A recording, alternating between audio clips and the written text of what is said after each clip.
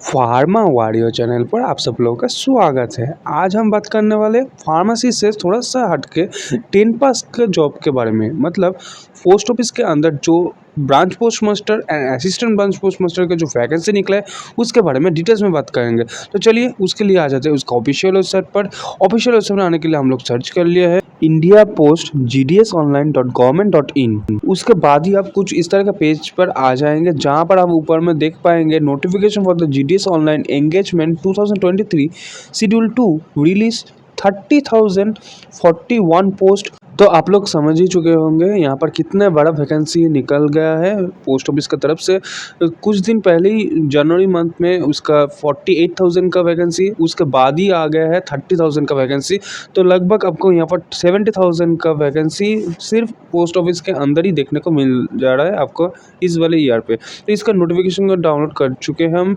इस नोटिफिकेशन को पाने के लिए आप हमारा जो टेलीग्राम ग्रुप है उसको ज्वाइन कर सकते हैं और साथ ही साथ हमारे व्हाट्सएप ग्रुप पर ज्वाइन करके इस नोटिफिकेशन डिटेल्स को आप डायरेक्टली पा सकते हैं। तो फर्स्ट में बात कर लेंगे यहाँ पर जो इम्पोर्टेंट डेट्स है उसके बारे में। तो यहाँ पर जो रजिस्ट्रेशन का स्टार्ट होने वाला है वो 3 अगस्त से स्टार्ट हो गया, 23 अगस्त तक चलेगा। तो आपको 23 अगस्त के अंदर इसमें अप्लाई कर लेना है और 24 और 26 को इसका एडिट कर पाएंगे। आप कुछ भी गलत कर लेते हैं यहाँ पर एप्लीकेशन का टाइम पर, तो कुछ भी गलत हो जाता है तो आप उसको एडिट भी कर पाएंगे 24 एंड 26 तारीख को।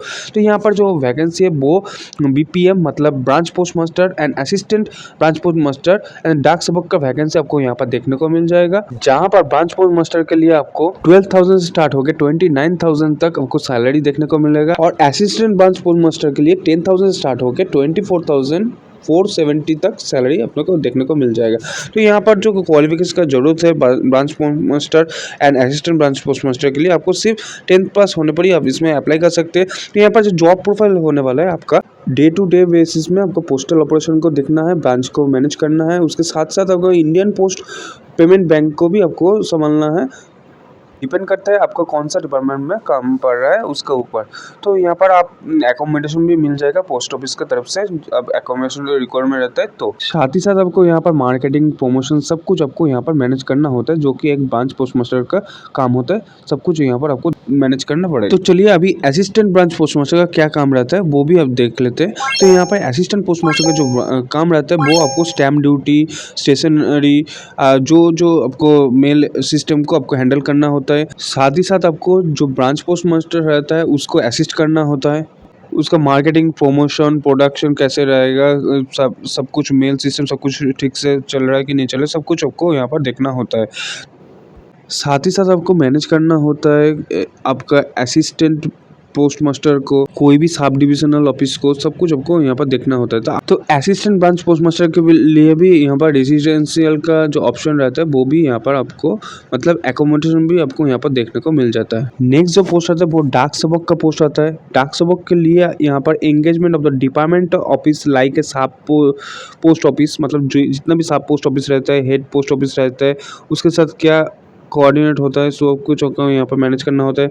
जॉब प्रोफाइल डाक सेवक का including the sale, stamp duty, stationery, convenience and delivery आपको मैनेज करना होता है। साथ ही साथ आपको मास्टर्स करना है, आईपीओ, एएसपीओ, एसपीओ, एसएसपीओ, सब कुछ आपको यहाँ पर देखने को होता है। तो यहाँ पर भी आपको रेसिडेंशियल का जो बेनिफिट होता है गवर्नमेंट की तरफ से वो भी आपको यहाँ पर मिल जाता है। तो यहाँ पर एलिजिबिलिटी क्राइटेरिया के बारे में बात कर लेते हैं। तो ये तीनों पोस्टों के लिए भी आपको मिनिमम एज क्राइटेरिया जो है वो 18 से 40 ईयर्स तक होना चाहिए। तो जिसका एज से 40 ईयर्स से ऊपर होता है तो उसके लिए एज रिलैक्सेशन का क्राइटेरिया का जरूरत होता है, जैसे कि SC ST के लिए 5 ईयर्स का एज रिलैक्सेशन, OBC के लिए 3 ईयर्स का। इस तरह का आपको जो गवर्नमेंट का एज रिलैक्सेशन क्राइटेरिया रहता है उसके हिसाब से आपको यहाँ पर एज रिलैक्सेशन मिल जाता है।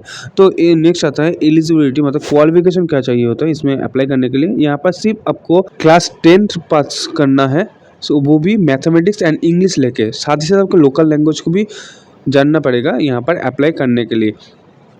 उसके साथ-साथ अदर्स जो नॉलेज का चाहिए होता है, जैसे कि कंप्यूटर का नॉलेज चाहिए होता है, साइक्लिंग करना जानते हैं कि नहीं वो ही जानना चाहते हैं। और यहाँ पर एडिक्वेट मीन्स लाइवलीहुड, मतलब आप जहाँ पर काम करना चाहते हैं वहाँ का वो आपका नेटिव प्लेस है कि नहीं है, मतलब वहाँ से आप बिलोंग करते हो कि नहीं करते हो, तो वो भी यहाँ पर चाहिए होता है। तो यहाँ पर अप्लाई करने के फर्स्ट आपको रजिस्ट्रेशन करना होता है। रजिस्ट्रेशन करने के बाद आपको यहाँ पर एप्लीकेशन को कहाँ-कहाँ पर अप्लाई करना चाहते हैं उसका आपको एक प्रेफरेबल चॉइस चूज़ करना होता है। तो कैसे अप्लाई करना है उसके बारे में हम डिटेल्स में वीडियो का एंड में बताने वाले हैं। तो ज़रूर आप वीडियो को लास्ट तक कंटिन्यू करना, तभी आपको पता चल जाएगा इसमें कैसे अप्लाई करना है, सब कुछ डिटेल्स में क्लियर हो जाएगा। तो चलिए आ जाते हैं मेन इंपॉर्टेंट बात में, जहाँ पर आपको सिलेक्शन कैसे होगा उसके बारे में जानना पड़ेगा। तो यहाँ पर सिलेक्शन जो होगा वो सब कुछ आपको क्लास 10 का जो रिजल्ट होता है, क्लास 10 का रिजल्ट के ऊपर बेस करके होगा। तो नेक्स्ट आ जाता है यहाँ पर शॉर्टलिस्टेड होने के बाद आपको क्या करना पड़ेगा। शॉर्टलिस्टेड होने के बाद आपको 10 डेज़ के अंदर वहाँ पर एंगेजमेंट के लिए वहाँ पर जाना पड़ेगा, जहाँ पर आपको एंगेजमेंट होने वाला है वहाँ पर जाके आपको खुद को एनरोल करना पड़ेगा। आप 10 दिन के अंदर एनरोल नहीं करते हो तो उसके लिए 5 डेज़ एक्स्ट्रा दिया जाता है, तो आपको 15 डेज़ के अंदर यहाँ पर एनरोल कर लेना है। कोई भी कारण से आप 15 डेज़ के अंदर एनरोल नहीं करते हो तो आपका जो कैंडिडेट है वो कैंसिल हो जाएगा, मतलब आप वहाँ पर और एलिजिबल नहीं रहेंगे। तो यहाँ पर और भी बताया गया है, यहाँ पर जो टोटल जो प्रोसेस है वो 31/12/2023 मतलब 2023 के अंदर ही होने वाला है। कोई भी 2023 के बाहर नहीं, कुछ प्रोसेस नहीं होगा। चलिए तो नेक्स्ट बात कर लेते हैं यहाँ पर इंपॉर्टेंट जो इंस्ट्रक्शन दिया गया है उसके बारे में। तो यहाँ पर इंपॉर्टेंट इंस्ट्रक्शन जो बताया गया है, रेगुलर आपको उसका जो ऑफिशियल वेबसाइट है उसको फॉलो रखना है। कोई भी अपडेट आता है तो रेगुलर बेसिस में उसको चेकआउट करना है, क्योंकि यहाँ पर ज़्यादा दिन टाइम नहीं रहता है आपका शॉर्टलिस्टेड होने के साथ ही साथ आपको यहाँ पर एनरोल हो जाना है, नहीं तो आपको यहाँ पर कैंडिडेट से कैंसिल हो सकता है। तो इसीलिए आपको रेगुलर बेसिस से इसको फॉलो रखना है। साथ ही यहाँ पर जो डिक्लेरेशन है, यहाँ पर जो जितना भी फॉर्म है उसको आपको ठीक से देखना है। तो यहाँ पर अब बात कर लेते हैं यहाँ पर रजिस्ट्रेशन कैसे होगा और पेमेंट कैसे होगा। तो यहाँ पर पेमेंट करना पड़ेगा, एप्लीकेशन फ़ीस आपको सिर्फ 100 रुपीज़ पेमेंट करने के जरिए आप यहाँ पर अप्लाई कर सकते हैं। साथ ही साथ यहाँ पर जो फीमेल कैंडिडेट है और SC ST कैंडिडेट है उसके लिए कोई भी फीस यहाँ पर पेमेंट करने का ज़रूरत नहीं है। आप सिर्फ रजिस्ट्रेशन करने के बाद डायरेक्ट एप्लीकेशन फॉर्म को फिलअप कर सकते हैं। तो यहाँ पर आपको जो फोटोग्राफ डालना है वो आपको 50 KB के अंदर और सिग्नेचर जो है वो 20 KB के अंदर डालना है।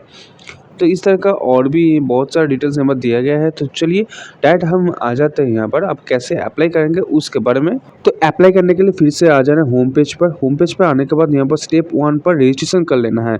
आप पहले से ही 2023 में जो पहले जनवरी मंथ में जो रजिस्ट्रेशन हुआ था उसमें अप्लाई कर चुके हैं, तो आपको यहाँ पर फिर से रजिस्ट्रेशन करने का कोई ज़रूरत नहीं है।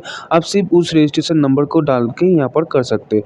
तो नहीं किए हैं तो आप फिर से यहाँ पर आपका मोबाइल नंबर, ईमेल नंबर उसको वेरीफाई करके आपका एप्लीकेंट नंबर, फादर्स का number, date of birth, gender, आपका कम्युनिटी के डिटेल्स, आपका कास्ट का डिटेल्स सब कुछ डालने के बाद कितने साल में आप क्लास 10 पास किए हैं, सब कुछ यहाँ पर डिटेल्स डालने के बाद आपको रजिस्ट्रेशन कंप्लीट हो जाएगा। कंप्लीट होने के बाद फिर से आपको आ जाना है इस वाले पेज पर, जहाँ पर आप अप्लाई ऑनलाइन पर क्लिक कर लेंगे। क्लिक करने के बाद अप्लाई में क्लिक करने के बाद कुछ इस तरह का पेज आपके सामने आएगा, जहाँ पर आपको रजिस्ट्रेशन नंबर को डालने के लिए बोला जाएगा। उसके बाद कौन सा सर्कल में आप अप्लाई करना चाहते हैं उस सर्कल को चूज़ कर लेना होगा।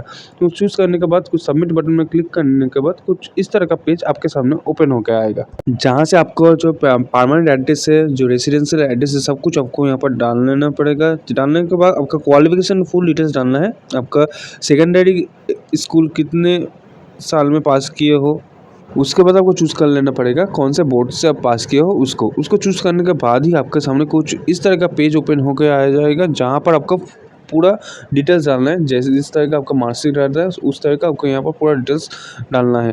जैसे कि आपका फर्स्ट लैंग्वेज क्या था, सेकंड लैंग्वेज क्या था, उसके बाद मैथमेटिक्स का क्या नंबर था, हिस्ट्री, जियोग्राफी में कितना मार्क्स आया था, आपका पूरा जितना भी मार्कशीट के जिस तरीके का आपका एग्जामिनेशन मार्कशीट है उसका हिसाब से आपको यहाँ पर पूरा रिजल्ट को डाल लेना है।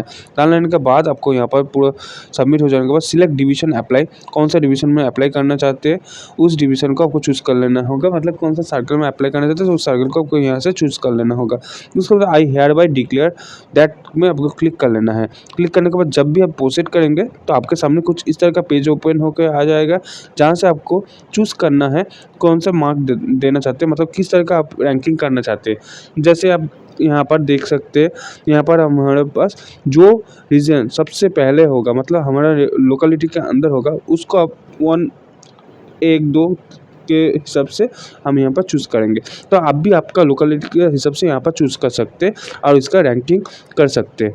रैंकिंग करने के बाद आपको यहाँ पर फिर से डिक्लेरेशन बटन में क्लिक करके आपको प्रोसीड कर लेना है। जब भी आप सेव एंड प्रोसीड करेंगे तो आपका जो एप्लीकेशन फॉर्म है वो सक्सेसफुली सबमिटेड हो जाएगा। सबमिटेड हो जाने के बाद आपका जो एप्लीकेशन फॉर्म है वो कुछ इस तरह का देखने को मिल जाएगा, जो कि आपको फ्यूचर के लिए जब डॉक्यूमेंट्स वेरिफिकेशन होगा उस टाइम पर आपको लेके जाना है। तो उसके लिए आपको यहाँ पर सेव करके रख लेना है आपके पास। तो आशा करते हैं इस पोस्ट के रिगार्डिंग कैसे आपको अप्लाई करना है, क्या कुछ एलिजिबिलिटी क्राइटेरिया का ज़रूरत है, सब कुछ आपको क्लियर हो चुका हो।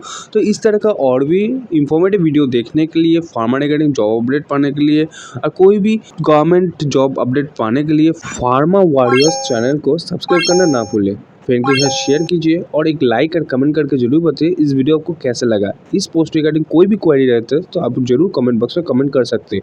और इस नोटिफिकेशन को डायरेक्टली डाउनलोड करना चाहते हैं तो जरूर हमारा टेलीग्राम ग्रुप को ज्वाइन कर लीजिए। और जिसका टेलीग्राम नहीं है उसके लिए व्हाट्सएप ग्रुप भी है, तो उसको व्हाट्सएप ग्रुप में भी ज्वाइन करके सारा इंफॉर्मेशन डिटेल्स डायरेक्टली पा सकते हैं। तो आज के लिए वीडियो इतना तक ही, मुलाकात होगा नेक्स्ट वीडियो में। तब तक keep updates always all time with pharma.